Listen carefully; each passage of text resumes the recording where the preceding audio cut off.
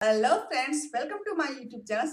मैं बबीता सिंह और आज हम बात करेंगे मिस्टर डेल कार्नेगी की book how to win friends and influence people के चैप्टर नंबर 19 के सीक्रेट्स के बारे में, जिसका नाम है if you must find the fault is the way to begin.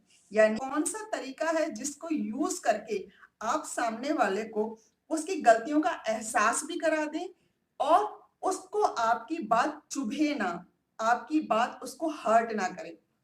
तो इसी क्वेश्चन के जवाब के लिए इस चैप्टर में मिस्टर डेल कार्नेगी ने कई सारे इंसिडेंट स्टोरी शेयर की हैं, जिसमें से दो स्टोरी ऑलरेडी मैं शेयर कर चुकी हूँ इस चैप्टर के पार्ट 1 में, क्योंकि ये इस चैप्टर का पार्ट 2 है। अगर आपने पार्ट 1 नहीं देखा है तो आप जाकर उसको देख सकते हैं प्लेलिस्ट में, आपको डिस्क्रिप्शन में प्लेलिस्ट का लिंक मिल जाएगा। कौन सा तरीका है जिसको यूज करके आप सामने वाले को उसकी गलतियों का एहसास भी करा दें और उसको आपकी बात चुभे ना, आपकी बात उसको हर्ट ना करे। कि आपको हमेशा उसकी तारीफ करने से बात स्टार्ट करनी चाहिए, क्योंकि अगर आप किसी की भी गलतियां बताने से पहले उसकी तारीफ करते हैं तो वो जो तारीफ होती है वो एक तरह से पेन किलर का काम करती है उस बंदे के लिए, जब वो अपनी गलतियों को सुनता है, क्योंकि उस कंडीशन में आया था कि वो आपकी बात सुने।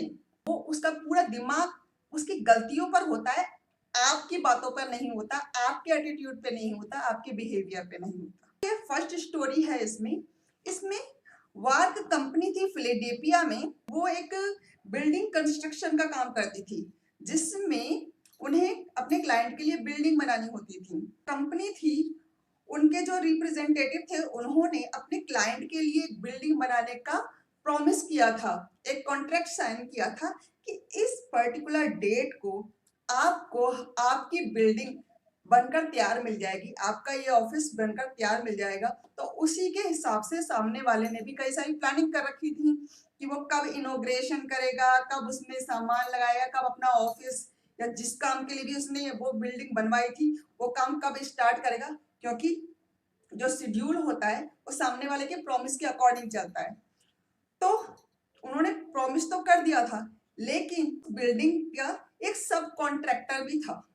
उस कंपनी का काम था कि वो बिल्डिंग के एक्सटीरियर का काम संभाले।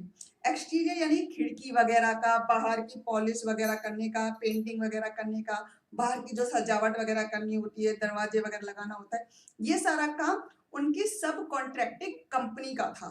लेकिन उन जो सब कॉन्ट्रैक्टिंग कंपनी थी, उनके जो रिप्रेजेंटेटिव थे या उनके प्रेसिडेंट थे, उसने कहा कि सॉरी, हम आपका जो ये ऑर्डर है, जो भी उसमें सामान लगता है, वो हम टाइम पर डिलीवर नहीं कर पाएंगे। बहुत सारा सामान था, जैसे खिड़कियां थी, दरवाजे थे, पर्दे वगैरह का काम भी होगा, क्योंकि एक्सटीरियर में जो भी चीजें यूज होती हैं वो सारा अरेंज करना, बनाना, उसको मैन्युफैक्चर करना, सारा काम, सारी रिस्पॉन्सिबिलिटी उनकी सब कॉन्ट्रैक्टिंग कंपनी थी। अब बहुत सारी कॉलें की गई, बहुत सारे आर्ग्यूमेंट हुए, लॉन्ग डिस्टेंस कॉलें हुई, लेकिन किसी चीज का कोई भी फायदा नहीं निकला। अब वार्क कंपनी के जो हेड थे उनको समझ नहीं आ रहा था क्या करें, तो उन्होंने अपने एक रिप्रेजेंटेटिव को वहां पर भेजा, जिनका नाम था मिस्टर गौ। मिस्टर गौ को उन वो सब कॉन्ट्रैक्टिंग कंपनी के प्रेसिडेंट के पास भेजा कि जाओ आप इस मसले को सही सॉल्व करो और उनको बताओ कि अगर उन्होंने अपना ऑर्डर टाइम से नहीं दिया तो हम भी अपना बिल्डिंग टाइम से नहीं बना पाएंगे और सामने वाले ने बहुत सारी हमारे प्रॉमिस की बेस पे अरेंजमेंट किया, वो भी डिले हो जाएंगी और बहुत सारे हमारे पास पेनल्टी लग रही हैं, क्योंकि जब हम कोई चीज बनाते हैं तो उसमें बाम्बूज वगैरह, ट्री, सरिये वगैरह, इतनी सारी चीजें यूज होती है। वो तब तक नहीं लौटा सकते जब तक वो बिल्डिंग काम पूरी तरह से कंप्लीट ना हो जाए, तो उसका पर डे का, पर वीक का, पर मंथ का चार्ज होता है। तो ये सारे चार्ज बेवजह लग रहे थे और सिर्फ एक बंदे की वजह से। तब मिस्टर गॉ को न्यूयॉर्क भेजा गया और जब मिस्टर गॉ न्यूयॉर्क पहुंचे, कंपनी के प्रेसिडेंट से मिले, तो उन्होंने सबसे पहली बात ये कही, हेलो सर, कैसे हैं आप? एक्चुअली आज मैं, आपका जो नाम है, आपको शायद पता नहीं है, आपका जो नाम है वो पूरे न्यूयॉर्क में एक बहुत ही यूनिक नाम है। ताकि अच्छा, मुझे नहीं पता ये कैसे हो सकता है। उन्होंने कहा एक्चुअली जब मैं सुबह ट्रेन से उतरा तो मैंने आपका एड्रेस जानने के लिए फोन बुक उठाई, फोन बुक में सर्च किया कि आपका एड्रेस क्या है, ताकि मैं आपके पास आपसे मिल सकूं, आपको कांटेक्ट कर सकूं। जब मैंने उसमें देखा तो आपके नाम पर, आपके नाम से सिर्फ एक ही नंबर था, यानी कि आप इकलौते बंदे हैं जिनका नाम ये है और न्यूयॉर्क में रहते हैं। तो उसने भी बड़े इंटरेस्ट से, बड़े ही क्यूरियोसिटी से देखा, अच्छा ऐसा है। तो उसने भी फोन बुक उठाई और चेक की कि सच में ऐसा है या नहीं। जब उसने वो चेक की फोन बुक, उसको बड़ा नाज हुआ कि मैं इकलौता बंदा हूँ पूरे न्यूयॉर्क में जिसका नाम ये है। तो फिर उसको गर्व के साथ बोला, एक्चुअली ये एक अनयूजुअल नेम है, हर कोई ये नाम नहीं रखता।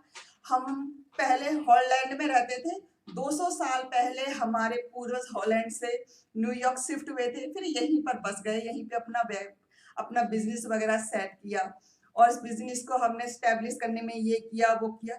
उसने बहुत सारी अपने पूर्वजों के बारे में, अपना बिजनेस जो स्टैब्लिश वगैरह किया उसके बारे में बहुत देर तक बातें करते रहे।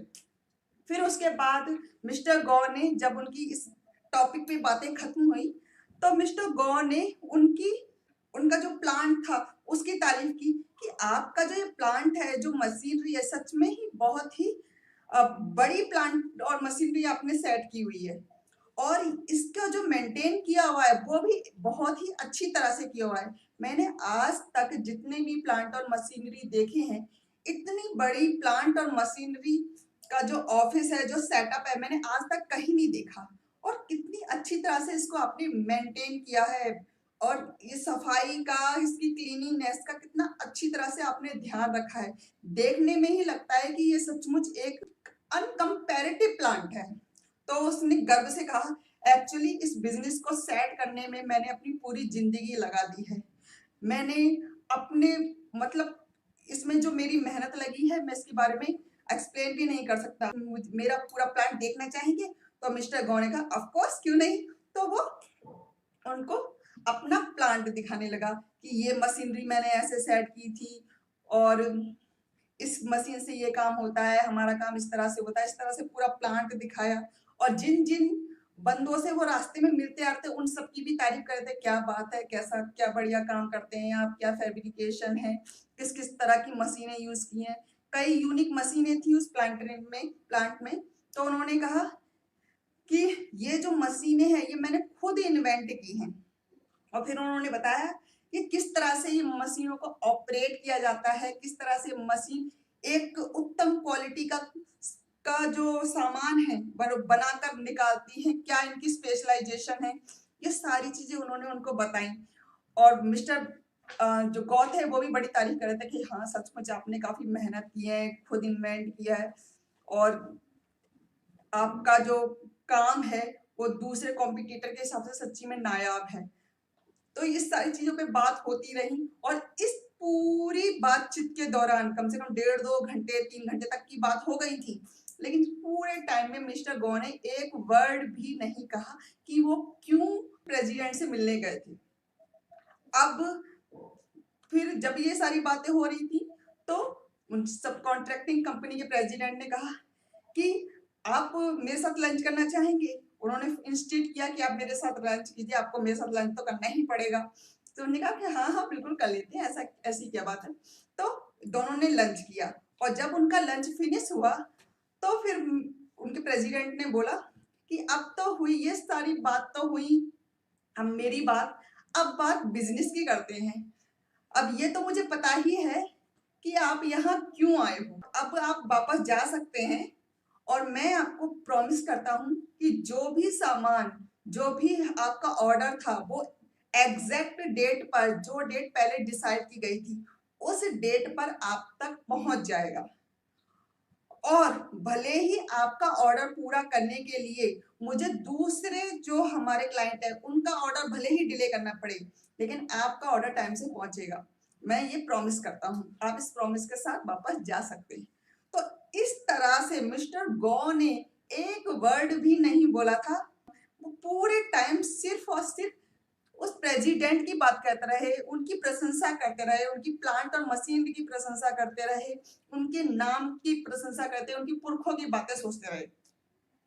लेकिन उन्होंने अपने मकसद के बारे में कोई भी बात नहीं की। उनको वो सब मिल गया जिसके लिए वो आए थे। सोचो, अगर मिस्टर गौर ने वही पुराना तरीका अपनाया होता जो बाकी लोग अपनाते हैं, आर्ग्यूमेंट करना, कंप्लेन करना और लीगल एक्शन लेने की धमकी देना, तो क्या ये सारा चीजें पॉसिबल थी? नहीं ना। क्योंकि कई बार स्टार्ट करते हैं प्रेज से करते हैं, यानी किसी की तारीफ करने से बात करते हैं, तो आप सामने वाले को कई बार ऑटोमेटिकली एहसास दिला देते हैं कि सामने वाला इंसान तो इतना अच्छा है और मैं इनके लिए कुछ नहीं कर रहा हूं, तो मैं ही गलत हूं। उसका दिल अंदर से उसको पूरे देना शुरू कर देता है। और यही इस केस में हुआ कि सामने उस प्रेसिडेंट को ये एहसास हुआ कि सामने वाला पर्सन कितना अच्छा है, कितनी अच्छी तरह से रिएक्ट कर रहा है, मैंने इनके साथ कितने आर्ग्यूमेंट किए और कितना इनको परेशान किया हुआ है, लेकिन सामने वाले पर्सन मेरे खिलाफ कोई भी वर्ड नहीं बोल रहे, बस मेरी तारीफ कर रहे हैं, मेरे पुरखों की बातें कर रहे हैं और सब कुछ अच्छा बोल रहे हैं मेरे बारे में। इस चैप्टर के सेकंड पार्ट में आई होप आपको पसंद आए होंगे। मैंने पूरी कोशिश की है कि मैं जितना अच्छी तरह से इन इंसिडेंट को क्लियर कर सकती हूँ मैं करूँ। तो आगे के चैप्टर में आपके साथ फिर से मुलाकात हो जाएगी। अगर वीडियो पसंद आया हो तो लाइक मार दीजिएगा, प्लीज चैनल को सब्सक्राइब जरूर कीजिएगा। तो आज के लिए बस इतना ही। आगे के चैप्टर में फिर से मुलाकात हो जाएगी। Have a nice day.